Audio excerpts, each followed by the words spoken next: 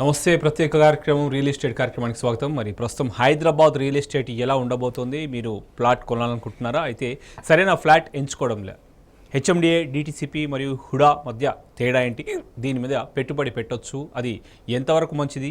పెట్టుబడి పెట్టే ముందు తీసుకోవాల్సిన జాగ్రత్తలు ఏంటి?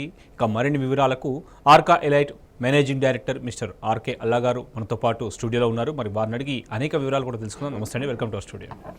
నమస్తే.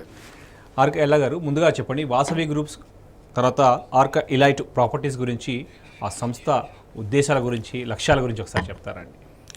సో మరి ముఖ్యంగా ఈ వాసవి గ్రూప్ అనేది అందరికీ కూడా సుపరిచితం అండి. గత 27 సంవత్సరాల బట్టి నుంచి కూడా మార్కెట్లో అరౌండ్ ఒక 70కి పైగా ప్రాజెక్ట్స్ అనేది సక్సెస్ఫుల్గా కంప్లీట్ చేసింది.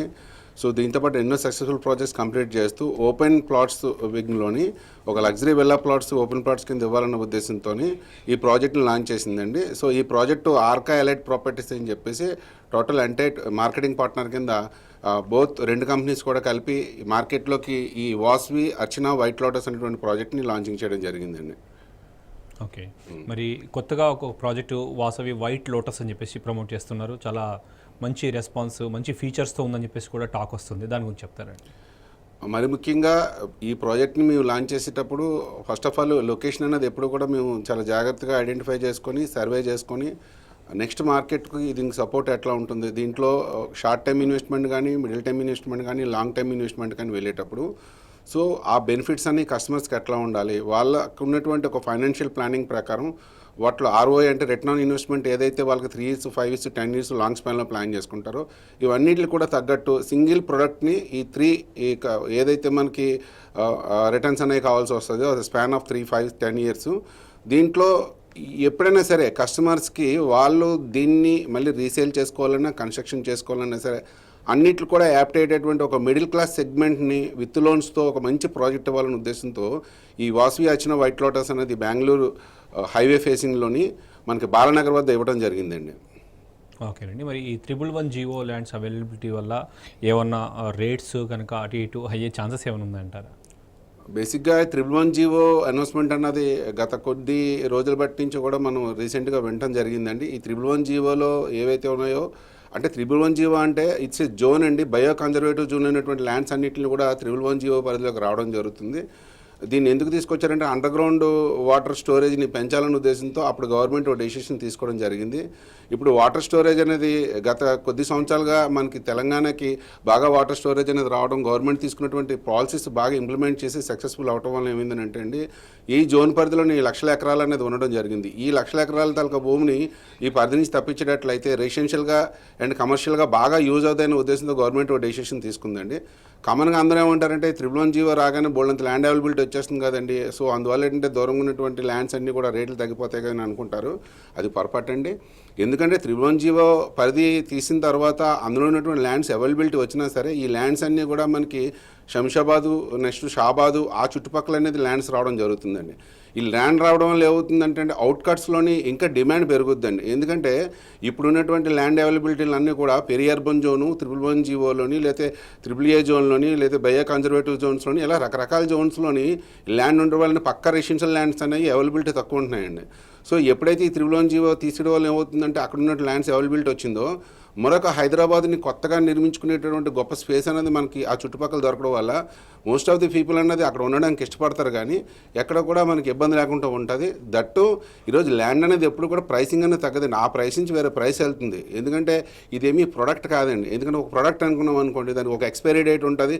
సో ఈ టైంలో దానికి అయిపోతే నెక్స్ట్ దానికి వాల్యూ ఉండదని అనుకోవడానికి ల్యాండ్ అనేది ఎప్పుడు కూడా ఎవర్ గ్రీన్ రిమైండ్ అనేది పాపులేషన్ పెరుగుతుంది, దానికి తగ్గట్టు ల్యాండ్ అనేది డిమాండ్ ఉంటుంది. కాబట్టి ఈరోజు మనకి ఆ కొత్తగా ఆ ల్యాండ్ వచ్చినా సరే ఇంకా సిటీ ఎక్స్పాన్షన్కి అది సపోర్ట్ అవుతుంది, కానీ ఎట్టి పరిస్థితుల్లో రేట్లు అయితే తగ్గవండి, ఇంకా పెరుగుతాయండి మనకి. ఓకే అండి, మరి మీ ప్రాజెక్ట్స్ని చూస్ చేసుకునే క్లయింట్స్కి, కస్టమర్స్కి బ్యాంక్ లోన్స్ ప్రొవైడ్ చేసేతో పాటు ఇతర ఫీచర్స్, ఎక్స్ట్రా అడ్వాంటేజెస్ ఏ విధంగా ఇస్తున్నారు మీరు? సో మరి ముఖ్యంగా మాకు ఈ ప్రాజెక్ట్లోని వాసవి అర్చన వైట్ లోటస్లోని టోటల్ ఇందులో లోన్ సెగ్మెంట్కి కానీ వచ్చేటట్లయితే ఆప్షన్ బి సెలెక్ట్ చేసుకుని మనం లోన్కి వెళ్ళొచ్చండి.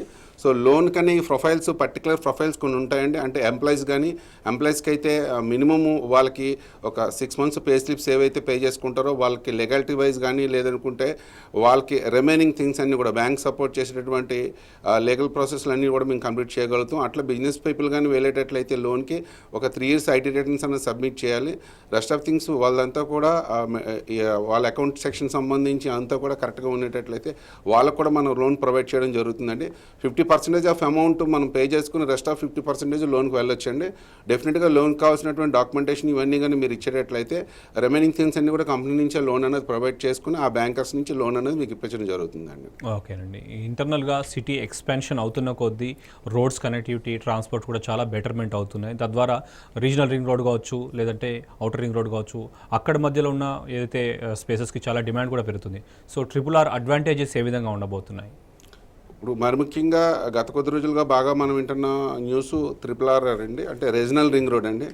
సో ఒకప్పుడు మనకు బాగా తెలుసు ఓఆర్ఆర్ ఎట్లా అయితే వచ్చినప్పుడు సిటీ అన్నది ఎక్స్పాన్షన్ ఎట్లా అయింది, ఈరోజు ఎంత హ్యూజ్ డిమాండ్ ఉంది. ఈరోజు గవర్నమెంట్ తీసుకున్నటువంటి పాలసీస్ కానీ ఎన్నిటి వల్ల ఏమవుతుందంటే అండి, ఓఆర్ఆర్ దాటిన తర్వాత ఇప్పుడు RRR దాటిన తర్వాత కూడా సిటీ అన్నది బేపస్తంగా ఎక్స్పాన్షన్ అనేది జరగడం జరుగుతుందండి. ఎందుకనంటే ఇక్కడ మనం ముఖ్యంగా చూసుకోవాల్సింది ఈ RRR అడ్వాంటేజ్ ఏంటంటే టోటల్ ఇది 340 km రేడియస్ అనేది రావడం జరుగుతుందండి. మన తెలంగాణలో ఉన్నటువంటి మేజర్ డిస్ట్రిక్ట్స్ అన్నింటిని కూడా ఇది కలుపుకొని రావడం జరుగుతుంది. దీంతోపాటు ఈ ముంబై హైవే కానీ నెక్స్ట్ మనకున్నటువంటి బెంగళూరు హైవే కానీ ఆల్ హైవేస్ ఈ రోడ్డు కనెక్ట్ అవుతున్నాయి. టోటల్ దీని తలక బడ్జెట్ 16,000 crores అండి. దీన్ని ఎట్టి పరిస్థితుల్లో నెక్స్ట్ 3-4 yearsలో కంప్లీట్ చేయాలని చెప్పేసి మనం కంప్లీట్గా ఒక ప్లానింగ్ పెట్టుకొని డిపిఆర్ అది ఇచ్చేసి ప్రాసెస్లు కూడా స్టార్ట్ అయినాయి అండ్ ల్యాండ్ ఎక్వైర్మెంట్ కూడా స్టార్ట్ అయింది.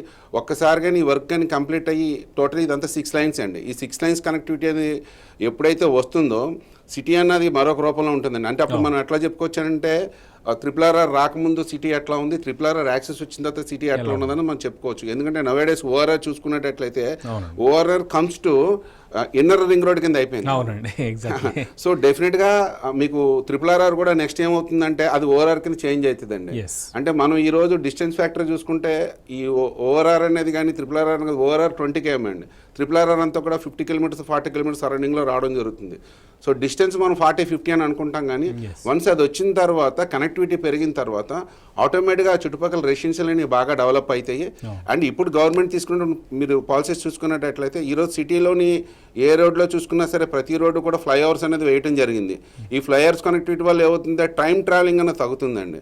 ఇప్పుడు మనం ఫారెన్లో కానీ అబ్రాడ్ కంట్రీస్లో కానీ చూసుకున్నట్లయితే అక్కడ మనం మాట్లాడేది డిస్టెన్స్ కిలోమీటర్స్ మైల్స్లో మాట్లాడరండి, టైం మాట్లాడతారండి. ఎందుకంటే వాళ్ళకున్నటువంటి ఆ ఇన్ఫ్రాస్ట్రక్చర్ డెవలప్మెంట్ కానీ రోడ్ డెవలప్మెంట్ వల్ల టైం మాట్లాడతారు, ఈ టైంలో రీచ్ అవుతారు. ఇప్పుడు కూడా సేమ్ అంతేనంటే ఈరోజు మనకున్నటువంటి సిటీలో ఉన్న ఫ్లైఓవర్స్ అన్నీ కంప్లీట్ అయ్యి కనెక్టివిటీ పెరిగిన తర్వాత ఖచ్చితంగా ఈ ఓఆర్ఆర్ కానీ RRR కానీ కనెక్టివిటీకి బేపస్తంగా పెరుగుతుందండి. ఎందుకంటే ఇప్పుడు షాద్నగర్ ఏరియా కానీ చూసుకున్నట్టయితే ఒకప్పుడు మధ్యలో మన కనెక్టివిటీ చూసుకుని వెళ్ళడం చాలా కష్టమైంది. ఈరోజు బిట్వీన్ మనకి సిటీ నుంచి మనకి ఒక RRR వరకు కానీ లేదా ఓఆర్ఆర్ వరకు కానీ చూసుకున్నట్టయితే మధ్యలోనే ఇప్పటికి ఒక 4 ఫ్లైఓవర్స్ అనేది రావడం జరిగింది. టైం ట్రావెలింగ్ అనేది 30 minutes తగ్గిందండి. రేపొద్దున ఓఆర్ఆర్ వచ్చిన తర్వాత కూడా ఈ టైం అనేది మనకు తగ్గుద్ది కాబట్టి డిస్టెన్స్ ఫ్యాక్టర్ అనేది ఇక్కడ మ్యాటర్ కాదండి. సో RRR రావడం వల్ల కనెక్టివిటీ పెరుగుద్ది, రెసిడెన్షియల్ తాలూకా పర్పస్ కూడా ఎక్స్పాన్షన్ అనేది జరుగుతుందండి. దానివల్ల మంచి అడ్వాంటేజెస్ RRR వల్ల ఫ్యూచర్లో మనకైతే ఉంటుందండి. ఓకే అండి. మీరు చేపట్టబోయే ప్రాజెక్ట్స్ RRR అంటే అవుట్స్కట్స్కి వస్తాయా? వస్తే కనుక ఇప్పుడు పెట్టుబడి పెట్టే వాళ్ళకి ఎలాంటి అవకాశం కింద భావించవచ్చు అండి అసలు? అంటే మేము ఇప్పుడు మాకున్నటువంటి వాసవి అర్చన వైట్ లోటస్ బాలానగర్ ఉన్నటువంటి ప్రాజెక్టు ఎగ్జాక్ట్ మన ఇప్పుడు RRR ఏదైతే ఉందో ఆ RRRకి కేవలం 5 kilometers డిస్టెన్స్ అండి. వితిన్ 4 to 5 minutesలో మనం రీచ్ అవ్వచ్చండి. ఈరోజు మన RRR దాటిన తర్వాత ఈ కనెక్టివిటీ వల్ల మెయిన్ అడ్వాంటేజెస్ ఏమవుతున్నాయంటే అండి, ఆ చుట్టుపక్కల ఉన్నటువంటి బాలానగర్ కానీ రాజాపూర్ కానీ జడ్చర్ల కానీ ఈరోజు 2,000 ఎకరాల సెజ్ అనేది గవర్నమెంట్ ఇవ్వడం జరిగిందండి. సో ఆ సెజ్లో ఆల్రెడీ కంపెనీలు ఒక 50 నుంచి 60 కంపెనీలు రాజాపూర్లోని ఆల్రెడీ వర్క్ అవుతున్నాయండి. దాంట్లో ఎంప్లాయ్మెంట్ కూడా ఒక 50,000 మంది వరకు కూడా ఎంప్లాయీస్ ఈరోజు ట్రావెల్ చేయడం జరుగుతుంది. దాని తర్వాత జడ్చర్ల చూసుకున్నట్లయితే జడ్చర్ల కూడా ఈరోజు గవర్నమెంట్ రీసెంట్గా 2 years బ్యాక్ స్టోన్ వేసి ఆల్రెడీ అది కంప్లీట్ చేసిందండి ఐటీ పార్క్ 400 acresలో. సో దాంట్లో ఆపరేషన్స్ కూడా స్టార్ట్ అయినాయి. దాని ఆపోజిట్లోనే రీసెంట్గా మనకి అమర్రాజా బ్యాటరీకి సంబంధించి లిథియం 10,000 బ్యాటరీస్ crores కూడా రావడం జరిగిందండి. దానివల్ల ఎంప్లాయ్మెంట్ పెరుగుతుంది. అక్కడ ఉన్నటువంటి సెజ్ కాకుండా ఆల్రెడీ మనకి రాజపూర్లో సెజ్లో 50 కంపెనీస్ ఉన్నాయండి. ఎల్ఎన్టీ కానీ, అరబిందో కానీ, లేదా నిమ్స్ సంబంధించిన డ్రీమ్ యూనివర్సిటీ కానీ, ఇలా ఎన్ నెంబర్ ఆఫ్ కంపెనీస్ అందులో ఉన్నాయి. అండ్ బిఫోర్ దట్ బాలనగర్ సంబంధించినటువంటి ఇండస్ట్రియల్ వల్ల బాగా మనకి ఫ్యూచర్ అనేది ఉంది. ఇదంతా కూడా ఒక RRR బేస్ కనెక్టివిటీ మీద ఇప్పుడు డెవలప్మెంట్ అనేది ముందుకు వెళ్తుందండి. ఈ RRR బేస్ కనెక్టివిటీ ఏంటంటే ఎక్కడున్నా సరే ఇన్ టైంలో దానికి రీచ్ అవ్వాలనే ఉద్దేశంతో ఉండడం జరిగింది. అందుకే RRRని కూడా ఈరోజు ఆ చుట్టుపక్కల కవర్ చేయాలనే ఉద్దేశంతో ఆ పాయింట్ అనేది ఇవ్వడం జరిగిందండి. సో లొకేషన్ పరంగా కానీ చూసుకునేటట్లయితే ది బెస్ట్ లొకేషన్ అండి అది. ఇంకా RRRకి రీచబుల్లో హైవేకి పక్కని బాలానగర్ లాంటి రాజపూర్ లాంటి ఒక కమర్షియల్ ఏరియాలోని ఉన్నటువంటి మన ప్రాజెక్ట్ అండి ఇది. ఆర్కెల్ల గారు, ముఖ్యంగా మీరు చేపడుతున్నటువంటి ఈ సైట్ సరౌండింగ్స్ డెవలప్మెంట్స్ కానీ ఒకసారి ప్రేక్షకుల కోసం వివరిస్తారండి. ఈ సైట్ డెవలప్మెంట్స్ గురించి మనం మాట్లాడేటప్పుడు సరౌండింగ్ డెవలప్మెంట్స్ ఎట్లా ఉంటాయన్నది ఎప్పుడు కూడా మనం చెక్ చేసుకునే అవసరం ఉంటుందండి. ముఖ్యంగా మన సైట్ ఏదైతే ఉందో ఈ సైట్ అన్నది ఆ చుట్టుపక్కల లొకేషన్ అనేది మెయిన్ హైలైట్ అండి. అంటే ఒకసారి మనం పీవీఆర్ ఎక్స్ప్రెస్ వే దిగిన తర్వాత అక్కడి నుంచి కనెక్టివిటీ వైజ్ లెక్కేసుకునేటట్లయితే ఇప్పుడు అక్కడి నుంచి ఓఆర్ఆర్ వరకు కూడా ఇంతకుముందు 4 లైన్స్ ఉండేదండి. ఆల్రెడీ అది 6 లైన్స్ కింద ఎక్స్పాన్షన్ జరిగింది. చుట్టుపక్కలంతా కూడా కమర్షియల్గా ఒక చాలా బాగా డెవలప్మెంట్ అయిందండి. ఇకపోతే మన ఎయిర్పోర్ట్ కనెక్టివిటీ చూసుకున్నట్టయితే ఎయిర్పోర్ట్ ఎక్స్టెన్షన్ అనేది చాలా డొమెస్టిక్ వేలోని బాగా డెవలప్ అవుతుంది. ఎయిర్పోర్ట్ కనెక్టివిటీ కూడా రీసెంట్గా గవర్నమెంట్ తీసుకున్నటువంటి డెసిషన్ ఇది మన మెట్రో యాక్సెస్ అనేది ఎయిర్పోర్ట్ వరకు కూడా కనెక్టివిటీ అనేది ఇవ్వడం జరుగుతుందండి. దీనివల్ల ఏమవుతుందంటే ట్రావెలింగ్ టైంలో తగ్గటం, సో దాన్ని బట్టి మనకి ఫర్దర్గా సపోర్ట్ అనేది బాగా ఉంటుందండి. ఎందుకంటే మెట్రో కనెక్టివిటీ మనకు అవుట్కట్స్ వరకు వస్తుందండి. ఇంకా ఓఆర్ఆర్ దాటిన తర్వాత కానీ చూసుకునేటట్లయితే నెక్స్ట్ ఉన్నటువంటి మెయిన్ జంక్షన్ వచ్చి మనకి కొత్తూరు జంక్షన్ అండి. ఈ కొత్తూరు జంక్షన్కు ముందే రీసెంట్గా మనకి ప్రాజెక్ట్ ఏదైతే చెన్నజీఆర్ స్వామి గారి ప్రాజెక్టు మనకి 100 ఎకరాస్లో 1000 crores మనకి రామానుజ స్టాచ్యూ అనేది ఒక డివోషనల్లోని ఒక ఇంటర్నేషనల్ స్టాండర్డ్స్తో దాన్ని కట్టి ఈరోజు ఇనాగ్రేషన్ అనేది జరిగిందండి. దానికి ఆపోజిట్లోని మనకి కనహా శాంతివనం అని చెప్పేసి 1800 ఎకరాస్లో ఈరోజు అక్కడ ల్యాండ్ అనేది ఎలక్ట్ చేసుకొని అక్కడ యోగా సెంటర్ అనేది స్టార్ట్ చేయడం జరిగింది. ఇక్కడ ఇంటర్నేషనల్ నేషనల్ డెవోటీస్ అన్ని రావడం, యోగాకు సంబంధించిన క్లాసెస్ అవ్వడం, 3 months 6 months 1 year ప్యాకేజ్తో అక్కడ ఉండటం అన్నది అదొక ఇంటర్నేషనల్ విలేజ్ కింద తయారైంది ఆ ఏరియా అంతా కూడా.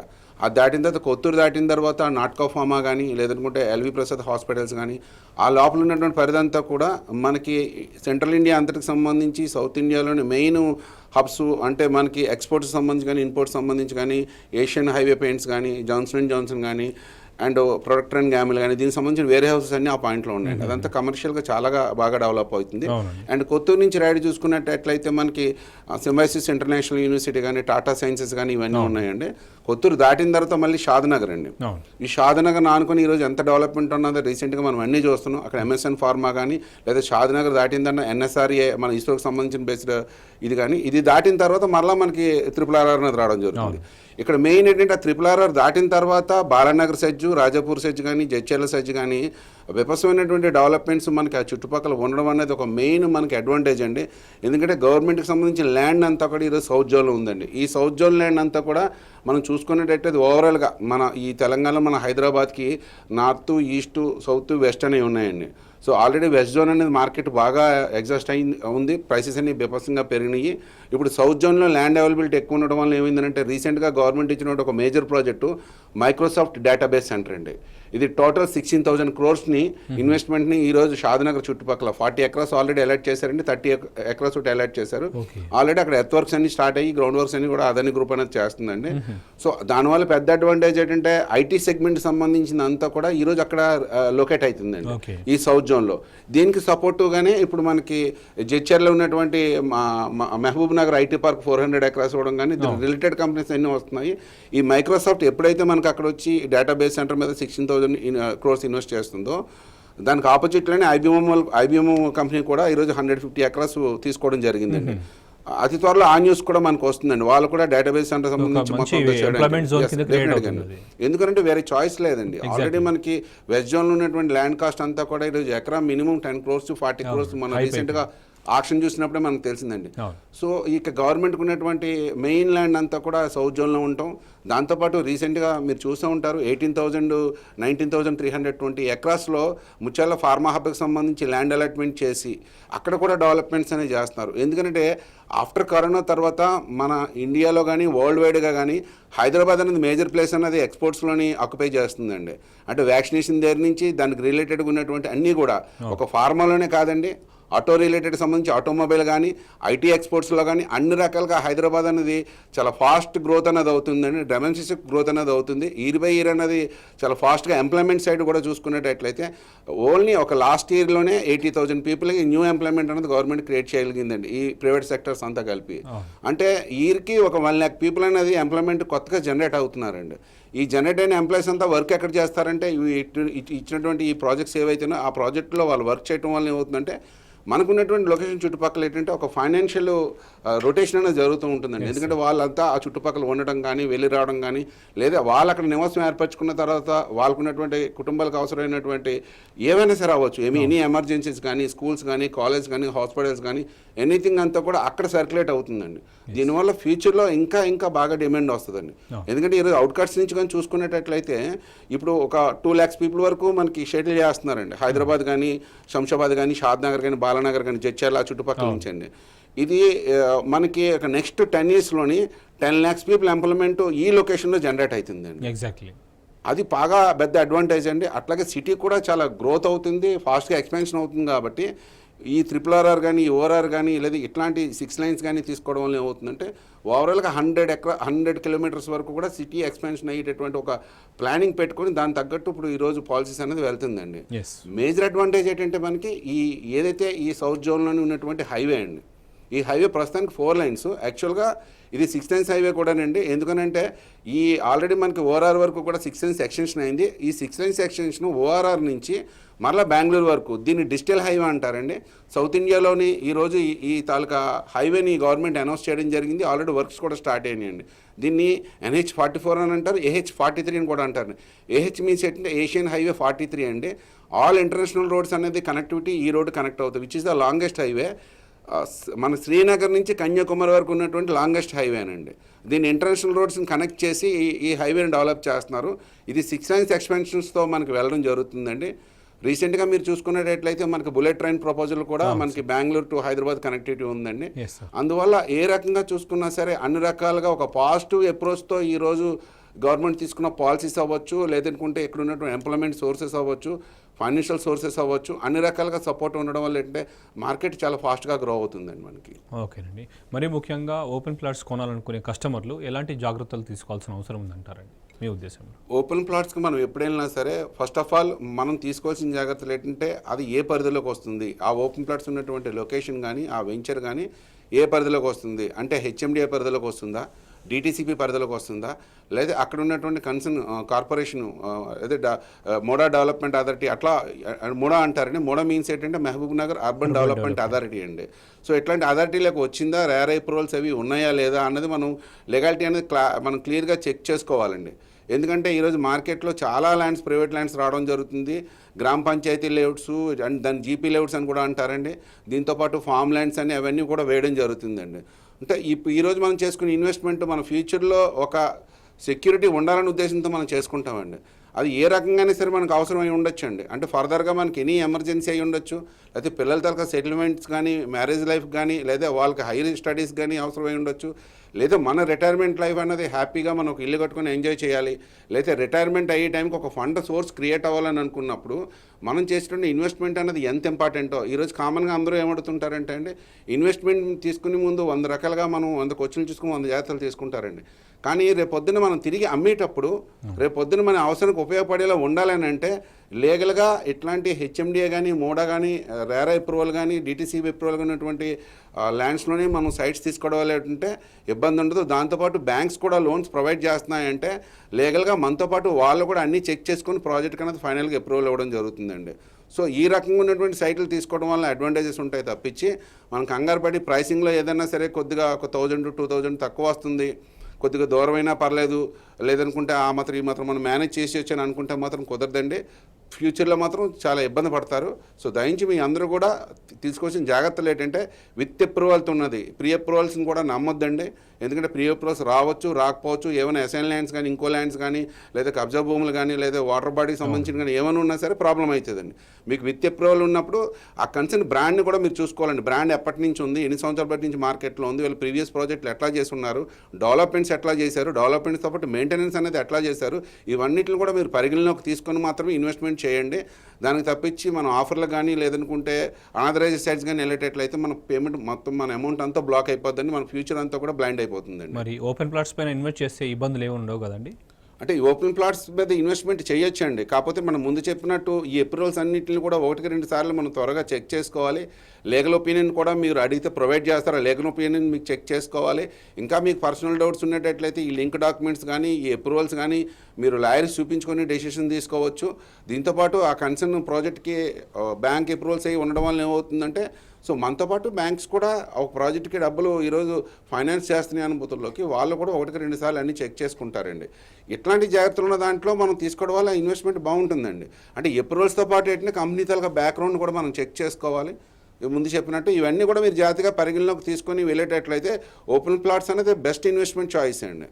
సో దాంట్లో అయితే మరి డౌటే అవసరం లేదు. కాకపోతే మనం తీసుకునే మీద కొద్దిపాటి జాగ్రత్తలు తీసుకుని మనం ఇన్వెస్ట్మెంట్ చేసుకుంటే మాత్రం ఇన్వెస్ట్మెంట్ అన్నది ఒక గోల్డ్ మైన్ అండి మనకి. ఓకేనండి, మరి మీరు చేపడుతున్నటువంటి ఈ వాసవి ప్రాజెక్ట్స్ కావచ్చు, డెవలప్మెంట్స్ అందులో ఏ రకంగా కొనసాగుతున్నాయి చెప్తారండి? సో మన వరకు ఈ ప్రాజెక్టు ఈ బాలానగర్ బెంగళూరు హైవేకి ఒక జస్ట్ వాకబుల్ డిస్టెన్స్లో 500 మీటర్స్లో మన ప్రాజెక్ట్ అనేది టోటల్ 50 ఎకరాస్లో మనం ఇవ్వడం జరిగిందండి.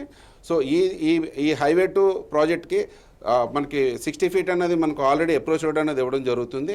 సో ప్రాజెక్ట్లకు కానీ వెళ్ళేటట్లయితే ఈ 50 ఎకరాస్లో టోటల్ 600 లగ్జరీ విలా ప్లాట్స్ అనేది ఇవ్వడం జరిగిందండి. సో ఇందులో మనకి పార్క్స్ మెయిన్ చూసుకున్నట్టయితే మేము ఒక 5 పార్క్స్ అన్నది ఓవరాల్గా ఒక 5.5 ఎకరాస్లో 5 పార్క్స్ మేము ఇస్తున్నామండి.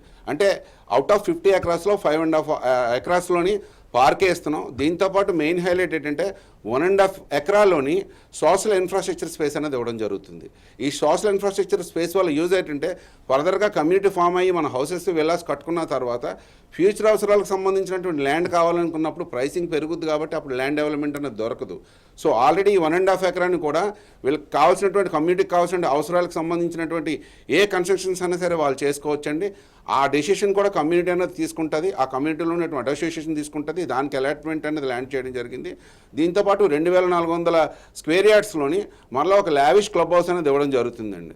దీంతోపాటు ఎంటైర్ వెంచర్ అంతా కూడా 60 feet main road connectivity, 40 feet connectivity and 30 feet connectivity and both side 4 feet మళ్ళీ మనకు ఫుట్పాత్ అనేది ఇవ్వడం జరుగుతుంది. దీంతోపాటు చుట్టూ security compound wall, main entrance arch, power and water facility 24 hours కూడా ఇవ్వడం జరుగుతుందండి. ఈ రకంగా లావిష్గా ఈ తాలూకా వెంచర్ని డెవలప్ చేసి ఫ్యూచర్లో మీరు వెళ్ళాలి కట్టుకునేటటువంటి ఒక అట్మాస్ఫియర్ని తీసుకొచ్చే ఉద్దేశంతో ఈ ప్రాజెక్ట్ అనేది మేము లాంచ్ చేయడం జరిగిందండి. ఓకేనండి, ఒక కస్టమర్ లేదంటే క్లయింట్ మీ వాసవిలో పెట్టుబడి పెట్టాలన్నా కొనాలన్నా మీరు ఇచ్చే అంటే పర్టికులర్గా ఆన్సర్ ఏంటండి? అసలు ఎందుకు వాసవి మా గ్రూప్లోనే మీరు ఎందుకు పెట్టాలన్న దాని గురించి నేను చెప్పేది ఏంటంటే, మా గ్రూప్ ఎక్కడ ఏ ఇన్వెస్ట్మెంట్ చేసినా సరే ఫస్ట్ ఆఫ్ ఆల్ మేము చూసేదంటే ప్రాఫిట్ అన్న దాని గురించి మేము ఆలోచించేది ఉండదండి. మెయిన్ ఆలోచించేది మాకు ఈ 27 ఇయర్స్ నుంచి ఉన్నటువంటి క్రెడిబిలిటీని కానీ ఈ లెగసీని కానీ మేము కంటిన్యూ చేయాలండి. ఎందుకనంటే ఈరోజు ఒక్క ప్రాజెక్ట్లో కానీ ఏమైనా మిస్ఫైర్ అయ్యిందంటే ఎంటైర్ ఈ 27 ఇయర్స్ ఉన్నటువంటి రెప్యుటేషన్ అనేది పోతుందండి.